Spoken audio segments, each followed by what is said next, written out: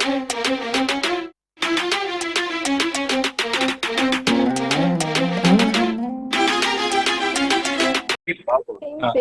everything, you know. ओह जी हाँ, जी हाँ जी। रीमा जी, kindly share your experience, और आपको क्या लगता है कि हम लोग छोटे शहरों में कैसे अच्छा कर सकते हैं, क्योंकि आप तो मुंबई से हैं।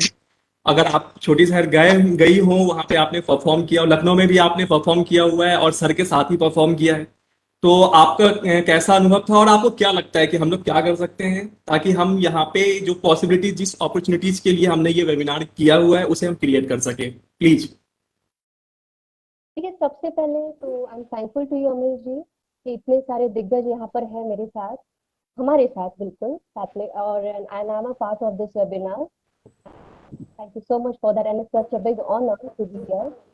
और दूसरी बात, मैं ये जरूर कहना चाहूंगी कि सबसे पहले सबने जो अपनी अपनी राय रखी है, तो काफी सारे एंगल्स है, काफी सब्जेक्ट्स है जो कवर ऑलरेडी कर लिए हैं इन्होंने। पर मैं एक बात जरूर कहना चाहूंगी, एक शेयर जरूर करना चाहूंगी कि खास करके जो तरह तरह की सिटीज में जो फिल्म इंडस्ट्रीज खड़ी हो रही है, it's all by itself big boon and a blessing also for our new commerce actually.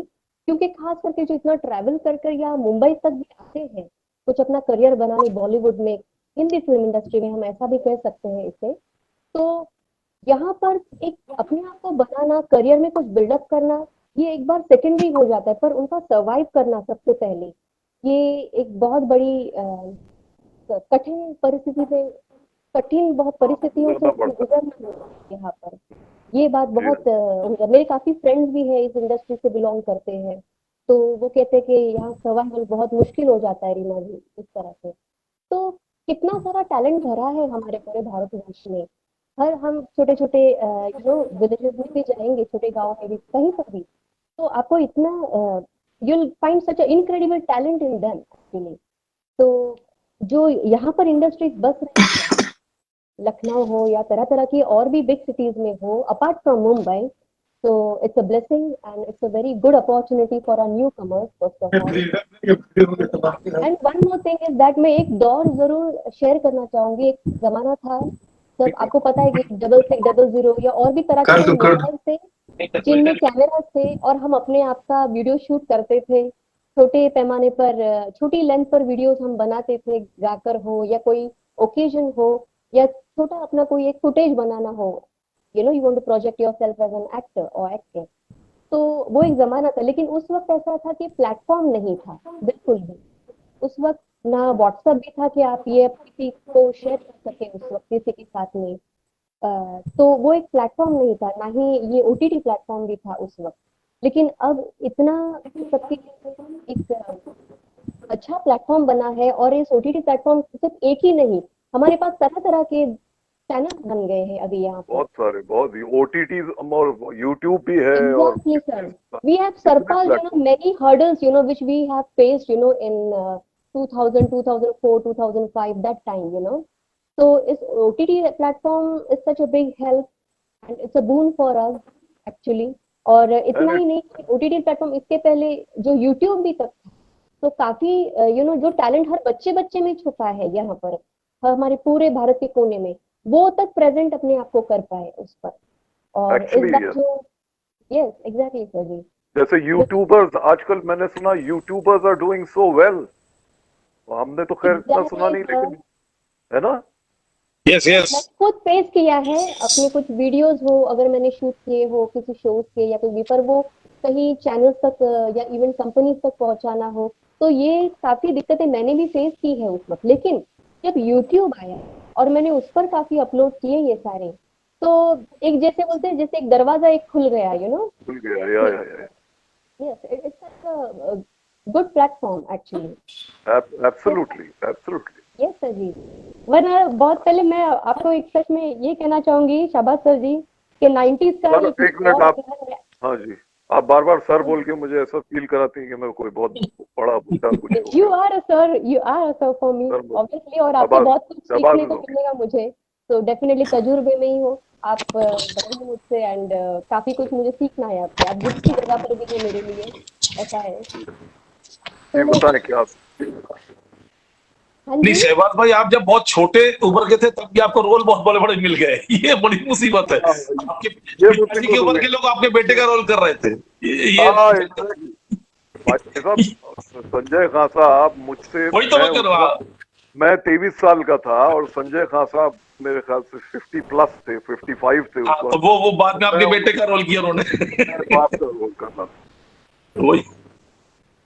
जी। मैं एक्चुअली शाबाश सर जी से एक बस एक्सपीरियंस उनके साथ उनसे जानना चाहूंगी, क्योंकि जी। 90s का जो दौर रहा है तब हम बहुत छोटे थे।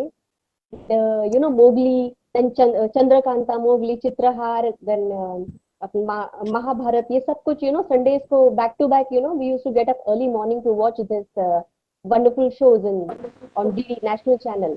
तो सर जी, जो चंद्रकांता है उसके बारे में प्लीज आपसे मैं कुछ जानना चाहूंगी, कुछ एक्सपीरियंस हो, कुछ ऐसा अनफॉरगेटेबल कोई मेमोरी हो, आप हमारे साथ शेयर करना चाहेंगे सर?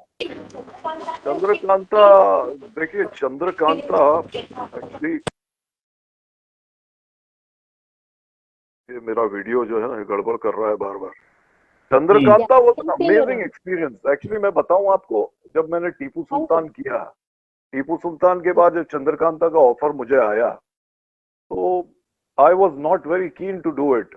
जो जो सेक्रेटरी थे, उन्होंने मुझे कहा कि भाई वो एक ऐसा शो है रोमांटिक, में मैं कहा था कि हिस्टोरिकल ना करूं, नहीं तो इमेज बाउंड हो जाएंगे, ये होगा।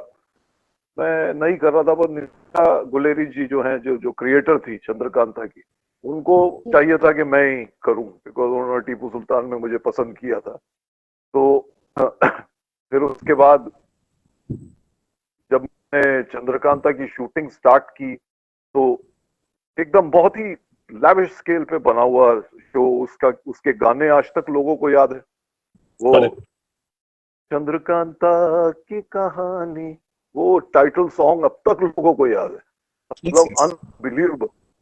और फिर बहुत बहुत उस वक्त मतलब एपिसोड वीकली होते थे, आजकल तो डेली सोप का चक्कर हो गया है, वीकली जी। होते थे, लेकिन मेहनत हर रोज एक एक शॉट के लिए, जिस तरह से Neerja Guleri ji, I give her all the credit, इतनी मेहनत उन्होंने की, और जिस तरह से कास्टिंग की, वो शिखा उस वक्त इंडिया वन थी, और शिखा को लाए, फिर अखिलेंद्र मिश्रा यक्कू के लिए, एंड देन राजेंद्र गुप्ता, सब अच्छे अच्छे एक्टर्स को लिया। और इरफान भाई ने भी काम किया है चंद्रकांता में। नहीं, इरफान को तो एग्जैक्टली, मैं हाँ लाया हाँ। भाई, अच्छा। इरफान को, इरफान और मैं ग्रेट मराठा एक शो कर रहे थे, हाँ हाँ हाँ, द अ, ग्रेट महाराज किया था आपने इसका। वो भी खास साहब का था। तो उसमें मैं महाजी शिंदे बना था, और इरफान साहब जो बने थे वो कुछ नवाब शुजाउद्दौला। अच्छा। तो हम लोगों की दोस्ती हुई। तो मैं चंद्रकांता कर रहा था उस वक्त, 2 शोज कर रहा था। तो जी। मैं चंद्रकांता की शूटिंग करता था, मैं ग्रेट मराठा की, अच्छा। इरफान और हम शाम को बैठ के सब करते थे, बद्रीनाथ और सोमनाथ का रोल और किया था दोस्ती उन्होंने। हो गई। मैंने उनसे कहा, टीवी, हाँ, तो सर मैंने कहा बद्रीनाथ इरफान की शूटिंग बद्रीनाथ और करते हैं मेरे सोमनाथ फिल्म का में, रोल किया तो था उन्होंने। जी हाँ, जी हाँ। तो इरफान ने कहा कि नहीं यार, मैं फिल्में करना चाहता हूँ। मैं बोला यार कर लो यार, टीवी भी अच्छा है, बहुत पॉपुलैरिटी हो जाती है। तो मैंने उनको चंद्रकांता के लिए इरफान को भेजा, और फिर इरफान ने चंद्रकांता मेरी कोक्सिंग पे करना स्टार्ट किया, और इतना पॉपुलर हुआ। What an actor, what an जी अमेजिंग जी, एक्टर। No doubt. मुझे याद है कि अब उनकी बात ही निकली है, तो मैं उनके डेडिकेशन की भी एक मिसाल दे देता हूँ जी प्लीज बताएं, कि शेयर करें। जी, इरफान, जब हम लोगों का पैकअप होता था ग्रेट मराठा में, जी। तो हम लोग सब दूसरे जो एक्टर्स हैं, मैं हो गया या और भी जो एक्टर्स हो गए, हम लोग अपना भागते थे कि जाएंगे यार, अपना नहाएंगे धोएंगे, एक आध ड्रिंक मारेंगे, फर्स्ट क्लास खाना वाला, मतलब इट्स अ पैकअप टाइम, कि भाई जी। छुट्टी हो गई। लेकिन इरफान खान वो असिस्टेंट डायरेक्टर के पीछे पड़ जाते थे कि भैया मुझे कल की स्क्रिप्ट दे दो। तो वो असिस्टेंट डायरेक्टर उनसे वो देख के भाग जाता था कि बोले यार ये फिर आ गया, फिर स्क्रिप्ट मांगे। इरफान खान जब तक स्क्रिप्ट अगले दिन की नहीं लेते थे, सेट नहीं छोड़ते। और फिर घर जाके अपना होटल में जाके होटल में जाके भी इरफान खान आईने के सामने अपना जो भी हम लोगों के साथ बैठ के 1-2 ड्रिंक मार के सीधा चले गया रूम में और उधर आईने के सामने अगले दिन की रिहर्सल करते थे। मतलब इतना डेडिकेटेड एक्टर मैंने तो नहीं देखा है आज। और सच ए मतलब ग्रेट एक्टर। यस मैं तो खुदा से दुआ करता हूँ। शहबाज भाई, टैलेंट से खाली बात नहीं बनती, टैलेंट के साथ साथ जो डेडिकेशन है और डिसिप्लिन है वो कितना इंपॉर्टेंट होता है, आज आपने ये बताया। और कोई भी ग्रेट है यस तो किसी वजह से ग्रेट है। अरे मेहनत बहुत जरूरी है बॉस, मेहनत बहुत जरूरी है। जैसे नसीर साहब बोलते हैं कि acting is not a talent, it's a craft, क्या बात, सही बात है। Which is true. Acting craft है सर। एक्टिंग सिर्फ टैलेंट से नहीं होता है। जिस तरह से गायकी की साधना होती है, जिस तरह उसी तरह एक्टिंग भी एक साधना है। बिल्कुल बिल्कुल। और वो आजकल के लोग ये समझते हैं मैं कि भाई अपना 6 पैक बनाओ और ये बनाओ और चलो हो जाएगा। ऐसा होता नहीं है। बहुत तवील रास्ता है ये भी। सर हम लोग आज भी तरस रहे हैं एक बलराज साहनी के लिए, एक कन्हैया लाल के लिए, मतलब कितने नाम लूं पुराने। एक एक दिलीप कुमार तो मतलब मुझे लगता सपना ये दोबारा होगा कि नहीं होगा भगवान ही जाने। एक जैसा संजीव कुमार के लिए, एक संजीव कुमार के लिए, आपने मुंह की बात छीन ली, एक संजीव कुमार के लिए, ये सब लोग मतलब कहाँ आएंगे अब कभी? कहाँ आएंगे, वही वाली बात। सर हम लोग प्रोग्राम की समाप्ति की ओर है, तो जो जी। मैंने पहले रिक्वेस्ट किया था रीमा जी से और सर आपसे भी, आप दोनों अपना अपना एक गाना जरूर सुनाए हम लोगों को, क्योंकि सिंगर जब तक गाते नहीं है तब तक कोई प्रोग्राम पूरा नहीं होता है। तो रीमा जी प्लीज, मैं चाहूंगा कि आप पहले शुरू करें, महिला first, ladies first. First of all Sandeep sir ji, love you so much and इतने अच्छे गाने लिखे हैं आपने, और खास करके ये जो आपका most popular song that is musical blockbuster hit. तो ये गीत मैं कहीं पर भी जाती हूँ, एक है सुन रहा है ना तू और एक गीत है कुछ दिल ने कहा फ्रॉम फिल्म अनुपमा। ये जब भी मैं गाती हूँ तो लोग बहुत सराहते हैं, बहुत पसंद करते हैं। So, Sandeep sir, love you for that, and I'm singing that song. Okay, hope you don't mind. Sure welcome.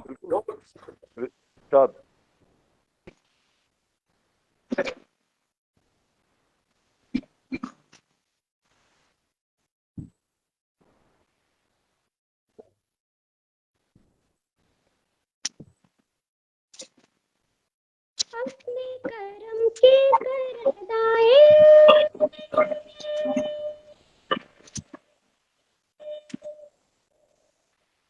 यारा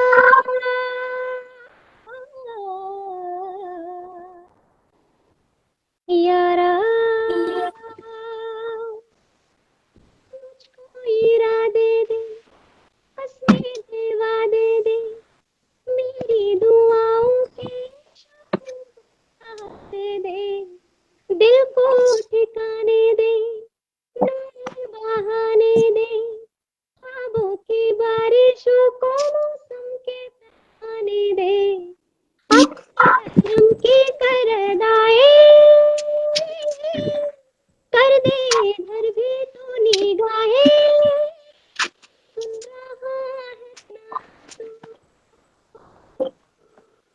रो रही हूँ, सुन रहा है ना तू क्यों रो रही हूँ मैं।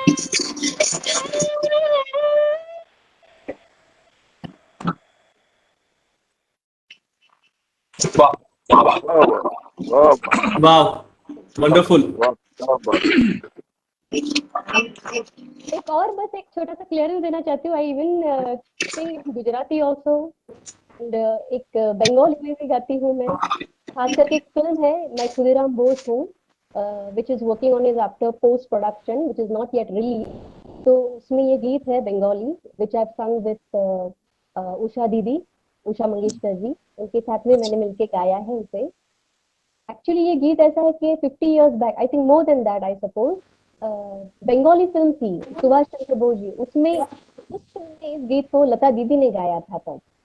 तो इस वक्त इसी खासकर हमारे जो रेवोल्यूशनरी है ये जो खुदीराम बोस जी, जी तो जी जी। जी हाँ, उन्हीं पर ये फिल्म बनी है। तो उस पर साथ दिया, मतलब मैं और इशरत आई, हम दोनों ने मिलके गाया है। आई एम थैंकफुल टू क्या बाबा बात। टुकी जी who has given me this opportunity, who believes in my singing prowess. So thankful to him. एक 4 लाइन हो सके तो मैं उस बंगाली सॉन्ग के जरूर सुनाना चाहूंगी। प्लीज प्लीज जरूर। Please ma'am. इजाजत है तो जरूर जरूर। শনিবার বেলা 10টার পরে জজ কোর্টে লোক না ধরে মাগো, हाँ क्या बात। হলো অভিরামের দীপ জ্বালান মা, ক্ষুদিরামের ফাঁসি, একবার বিদায় দে মা, ঘুরে আসি। আমি হাসি হাসি করব ফাঁসি, দেখবে ভারতবাসী।